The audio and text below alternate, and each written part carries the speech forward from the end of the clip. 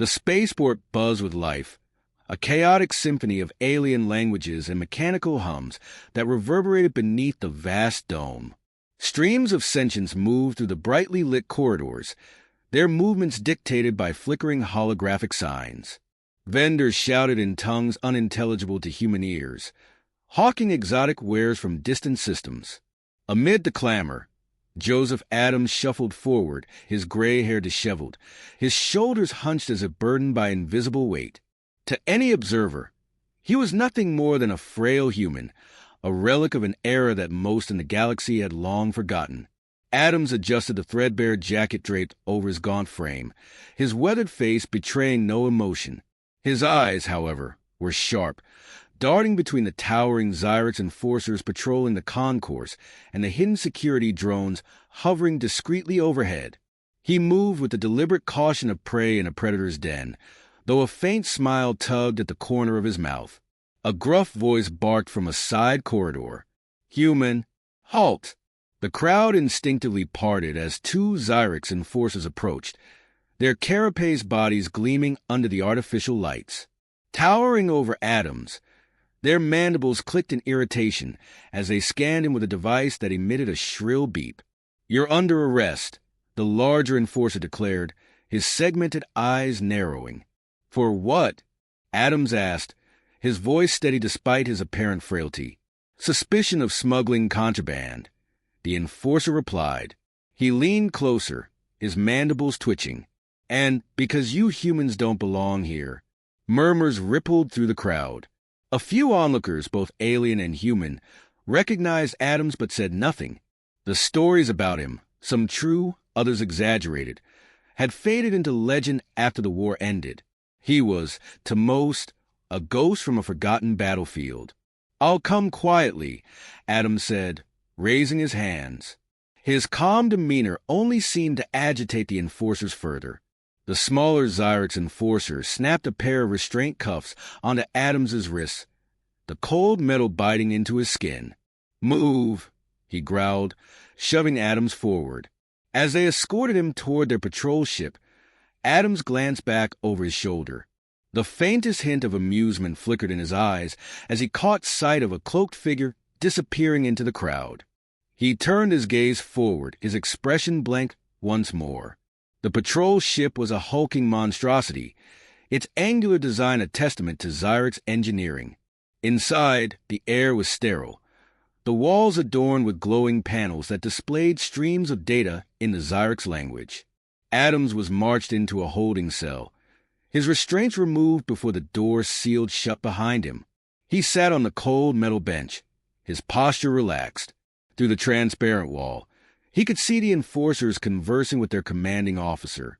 Commander Conlog was a striking figure, his exoskeleton adorned with ceremonial markings that denoted his rank. Conlog's voice carried a sharp edge as he addressed the subordinates. "You are certain this is the human we were tipped off about?" he asked, his mandibles clicking rhythmically. "Yes, Commander," the larger enforcer replied. "He matches the description perfectly." Conlog turned to scrutinize Adams through the barrier. A decrepit specimen. Hardly the threat I was expecting. Adams met Conlog's gaze with a disarming smile. "You shouldn't judge a book by its cover, Commander." The Xyrix officer's mandibles twitched in irritation. He strode into the cell, the door hissing shut behind him. Towering over Adams, he loomed menacingly, but Adams remained seated, his demeanor unshaken. "You will tell me who you are and what you're doing here," Conlog demanded. "I'm just an old man passing through," Adams replied, his tone light. "Seems you've mistaken me for someone important." Conlog leaned closer, his multifaceted eyes narrowing. "We know what humans are capable of. Your kind may have fallen from prominence, but we haven't forgotten the atrocities you committed during the war. If you think I'll be fooled by your feeble act, you're mistaken." Adams's smile widened. "I think you're giving me too much credit, Commander. But if it makes you feel better to intimidate an old man, by all means, continue." Conlog's mandibles clicked furiously, but he refrained from striking Adams. Instead, he straightened and gestured to the guards outside. "Prepare him for interrogation. I want answers." As the commander left the cell, Adams leaned back against the wall, his expression inscrutable.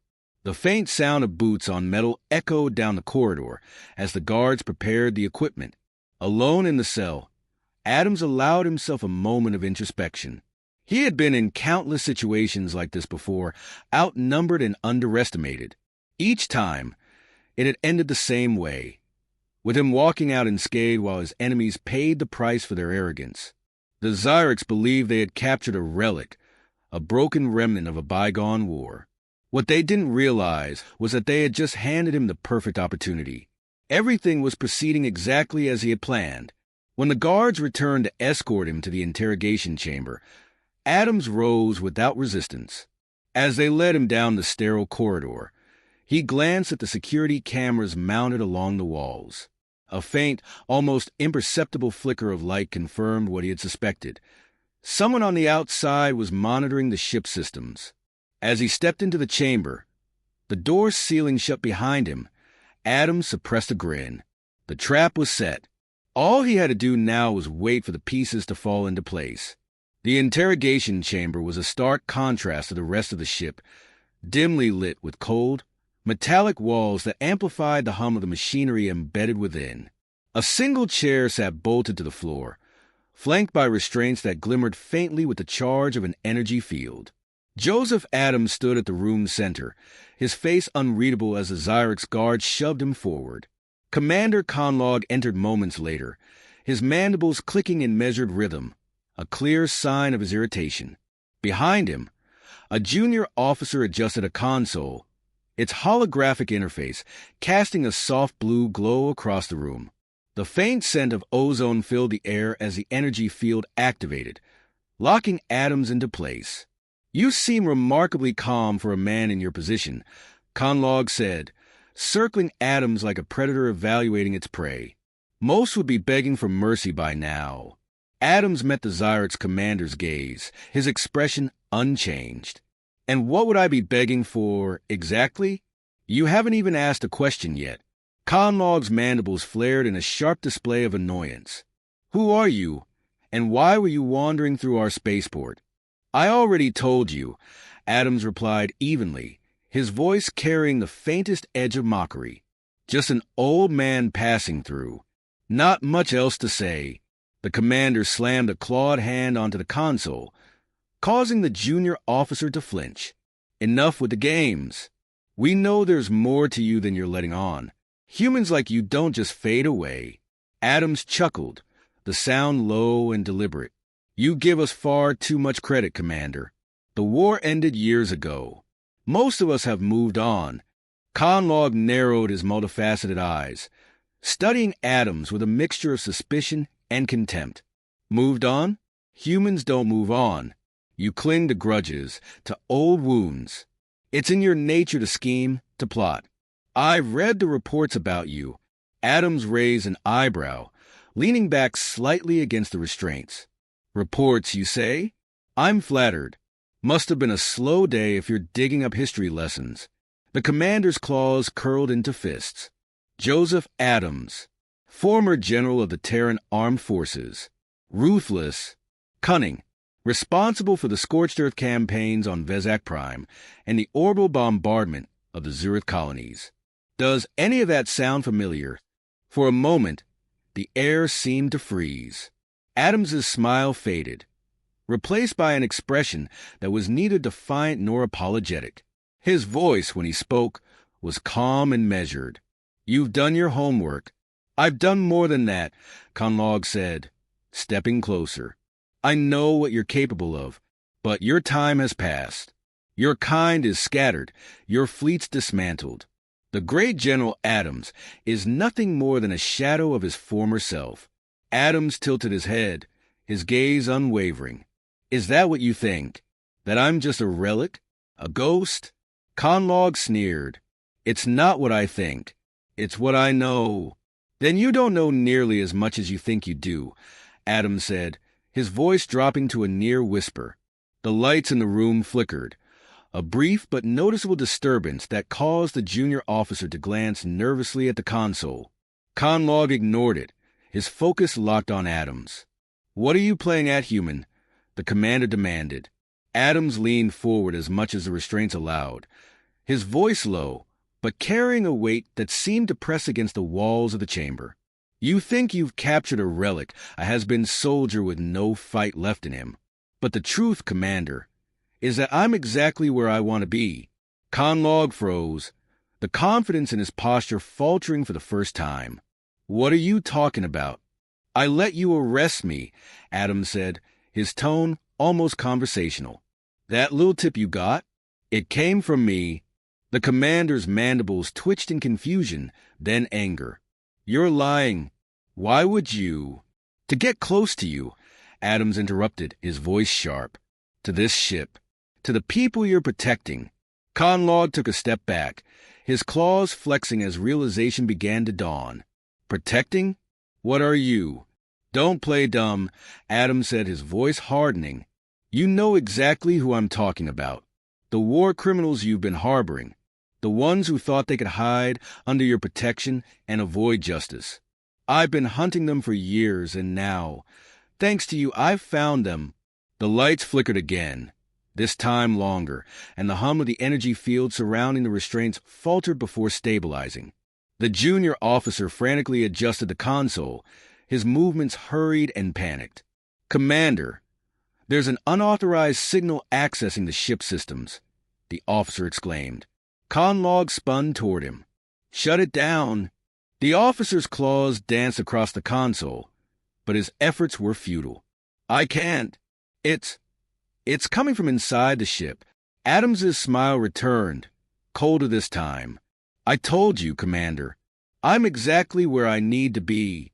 The restraints deactivated with a hiss, the energy field dissipating as the lights in the chamber surged, and then dimmed to emergency levels. Adams stood slowly, rolling his shoulders as if shaking off the stiffness. "You've been so focused on me," he said, stepping forward, "that you didn't notice what was happening right under your nose. My people are here, Commander. They've been watching, waiting. And now, it's too late for you to stop them." Conlog drew his weapon, aiming it at Adams with shaking claws. "Stay where you are." Adams didn't flinch. Instead, he raised his hand slightly, a gesture of mock surrender. "Go ahead, Commander. Shoot, but it won't change anything. Your little empire's secrets are exposed. The war criminals you've been shielding, they're finished." The ship shuddered violently, alarms blaring as the sound of distant explosions echoed through the corridors. Conlog staggered, his grip on the weapon faltering. What have you done?" he demanded, his voice trembling with a mix of rage and fear. Adams stepped closer, his expression unreadable. "I brought justice, Commander. The kind you can't run from. The kind that doesn't forget." The door to the interrogation chamber burst open, revealing a squad of human operatives clad in sleek, black armor. They moved with precision, their weapons trained on the Zyrex officers. Adams turned to face them, his voice steady. "Secure the ship. No one leaves." As the operatives moved to carry out his orders, Adams glanced back at Conlog, who stood frozen, his weapon still trembling in his claws. "You thought you had the upper hand," Adams said, his voice low. "But you never did. You were just a pawn in a much bigger game." Conlog opened his mandibles to respond, but no words came. The chamber lights flickered once more, casting Adams's shadow across the walls as he turned and strode out, leaving the Zyrex commander to the chaos he had unleashed. The ship shook violently, its corridors filled with the sharp wail of emergency alarms.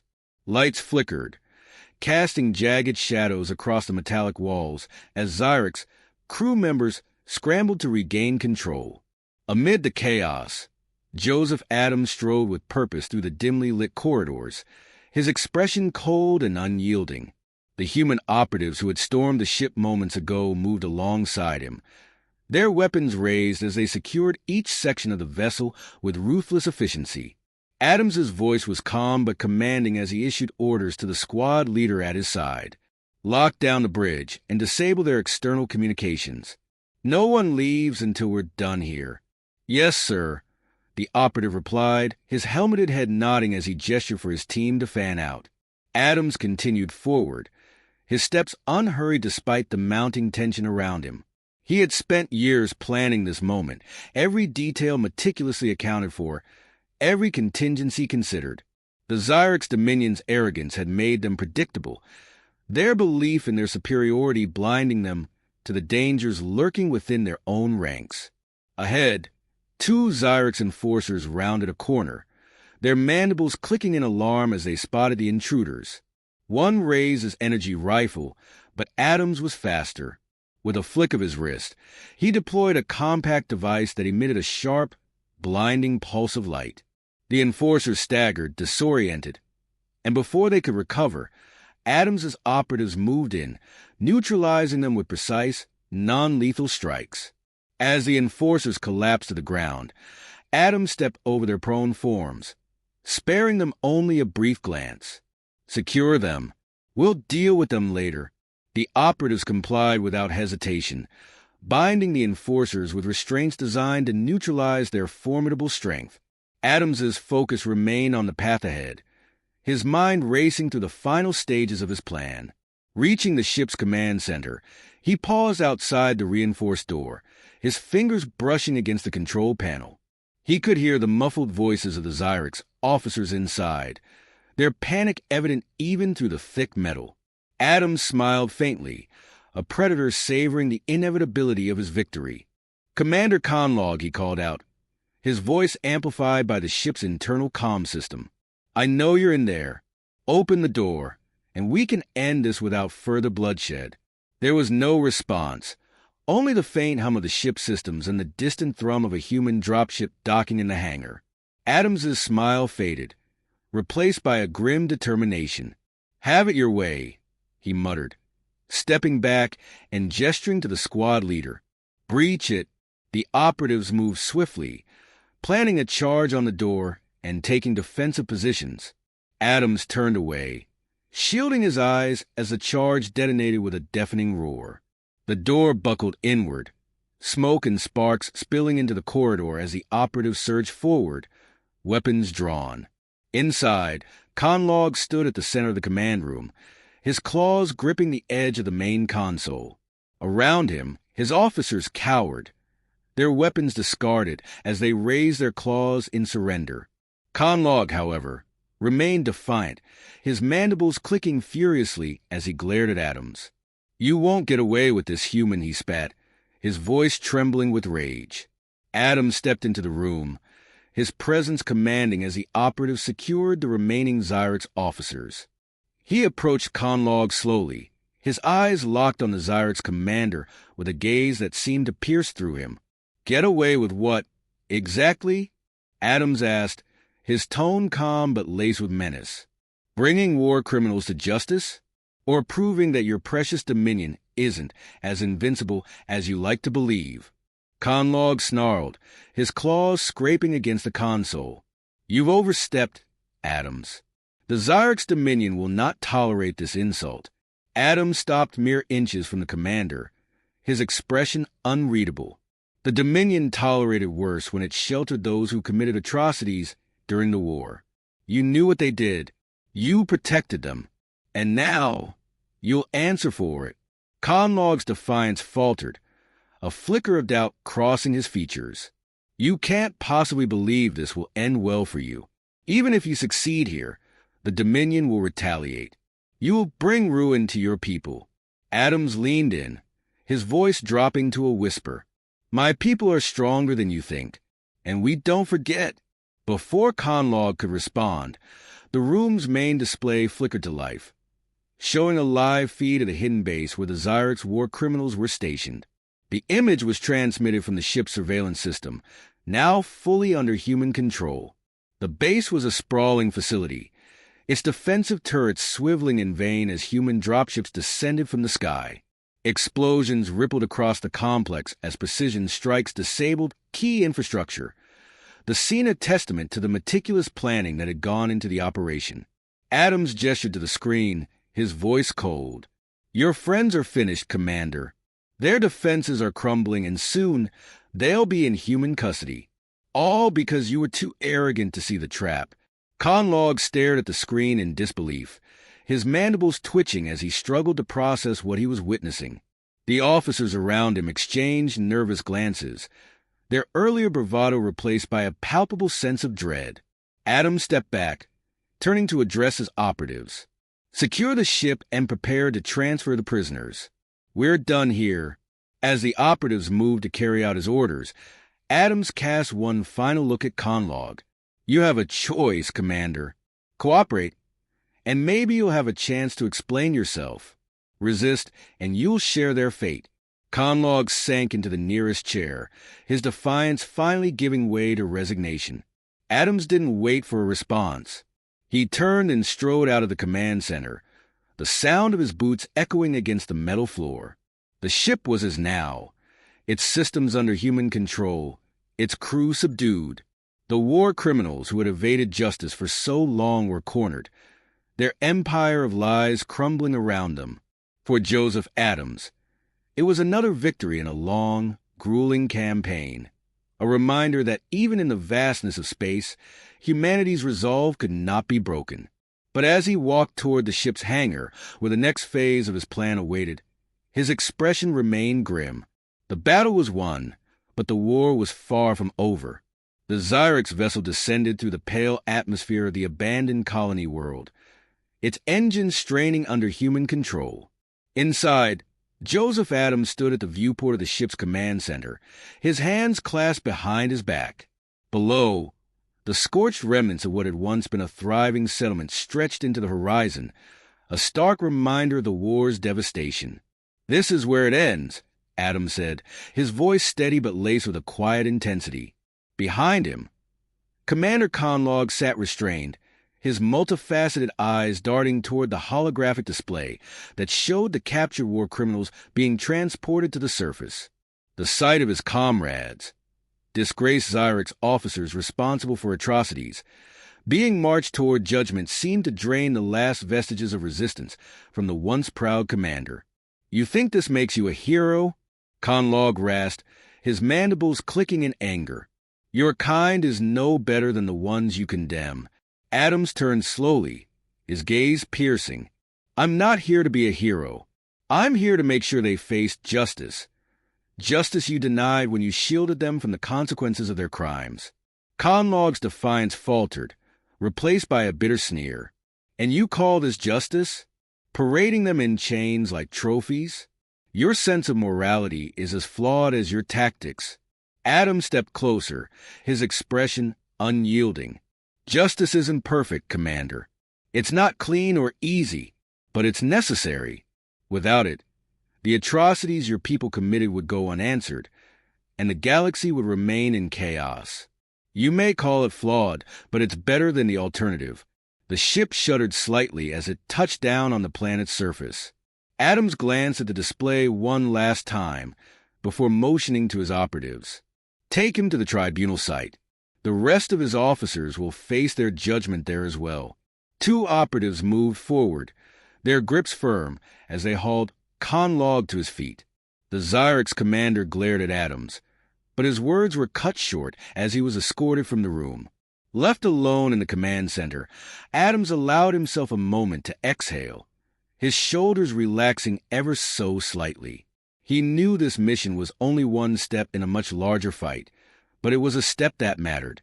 For years, humanity had fought not just for survival, but to ensure that the scars of the past would not be forgotten.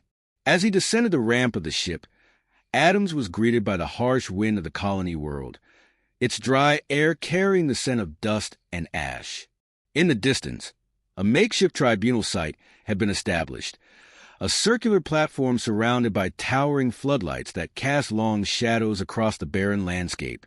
The Xyrex war criminals, their once pristine uniforms torn and stained, stood in a line under heavy guard.